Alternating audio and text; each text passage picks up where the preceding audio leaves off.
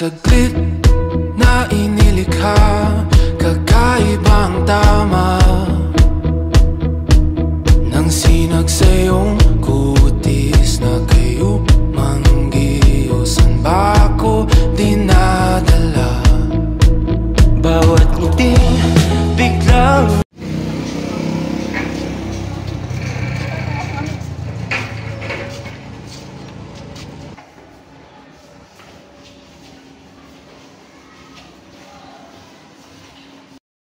Sa isang silid-aralan, makikita si Ella na naglalakad, tila balisa at may mabigat na iniisip.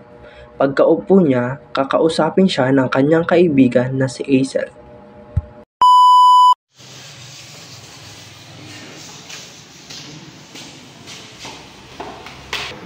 Bakit parang mabigat na iniisip mo?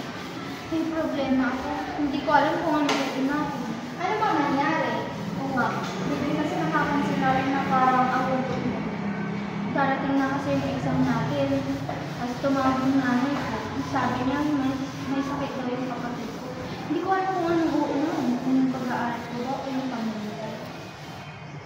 Habang nag-uusap ang magkakaibigan, dumating ang kanilang guro at may napansin siya na tila ang lungkot ni Ella.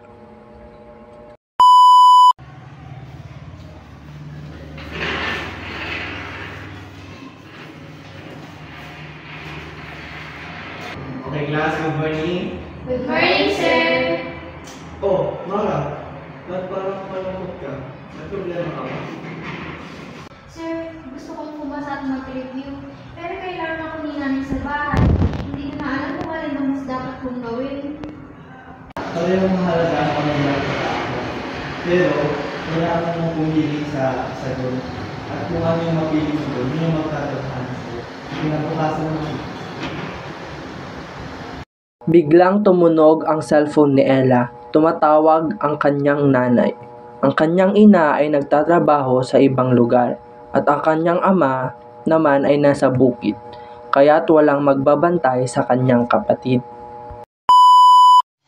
Unlike topic ang globalization, so dapat maganda, maayos ang iyong mga title. Ha? Sir, excuse me. Go ahead. Anak, pwede pa umuwi ka ng maaga? Masama kasi pakiramdam ng kapatid mo walang magbabantay. Pero Nay, exam na namin bukas. Hindi ko alam kung anong uunahin. Naiintindihan kita, anak. Hindi kita pipilitin. Ang sa akin lang, gawin mo kung ano ang tama. Nalilito si Ella, ngunit pagkatapos ng mahabang pag-iisip, siya ay nagpasya.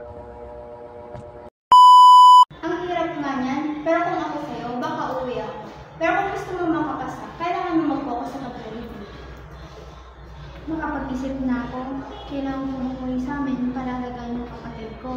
At kapag tulog na siya, kailangan ko na din mag-review. Pero kahit ganun, mahirap man yung sitwasyon ko, kailangan ko pa din mag-aaral at ipagpatuloy yung pag-aaral ko para sa mga kapatid ko. Oo, tama yan. At dito natapos ang pag-aalinlangan ni Ella. Natutunan niya na minsan, hindi kailangan mamili. Pwede nating hanapan ng paraan na pagsabayin ang parehong mahalaga. Ito ang tinatawag na epistemic dilemma. Kapag hindi natin alam kung alin ang mas mabigat na tungkulin, pero natutunan ko, hindi laging kailangan mamili. Minsan, pwede mong hanapan ng paraan na pagsabihin ang parehong mahalaga.